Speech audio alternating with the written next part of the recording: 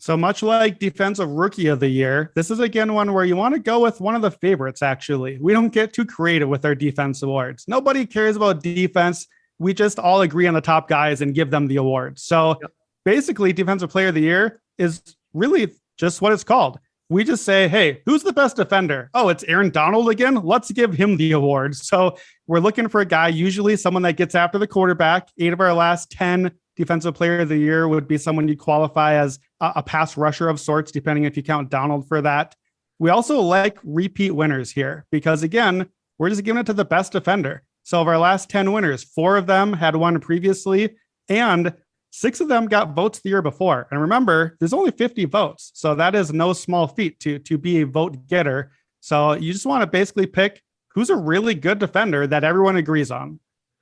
It's also kind of how you mentioned it. Like no one's throwing up their arms like, really? You're not considering somebody else? This isn't a big, like you said, who hasn't won it yet? Who's the shiny new toy? Who hasn't got their MVP yet, or who hasn't received their respect yet offensively? It's such an offensive driven league that we're just like, yeah, sure. Like, give it to that guy. He's look at his numbers and he's doing it again. He's just going to keep winning it. Jill Gallant, what's your pick for Defensive Player of the Year? Yeah, I was going to say, I love Aaron Donald. I think Aaron Donald deserves to be the favorite just based on the odds and implied probability. But I think voters will turn to knowing that, you have Jalen Ramsey in that defense. You have Bobby Wagner as well. And that kind of maybe takes away from some of his accomplishments. So I am going to go for a little bit of a long shot here. We're going to be taking Darius, a.k.a. Shaquille Leonard, at 33-1. Colts are favored to win the division. They're one of the best run defenses in the NFL, top 5 D-line in the league. They only allowed 10 rushing touchdowns last year. That was ranked 2nd overall.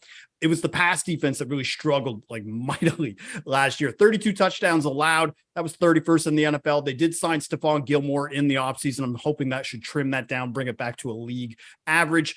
They've got 6 games in 2022 that they're going to be able to just feast on that were bottom 5 in points per game. You got the Texans, the Jags that both played them both twice. They got the Giants. You got the Commanders.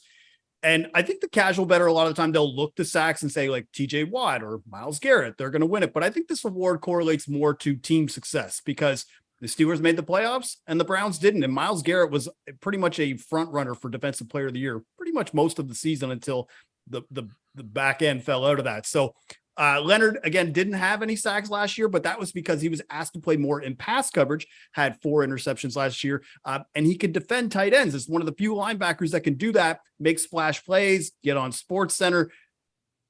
Shaquille Leonard, 33-1. Let's go. I get the sense, Brandon, that you're going to follow your criteria.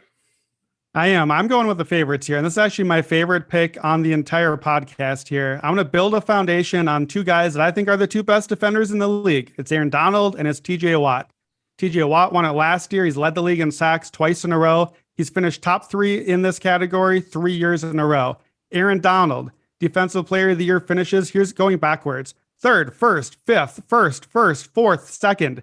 He's finished top 5 and gotten votes every year. He's finished top 3 all but 2 of those years.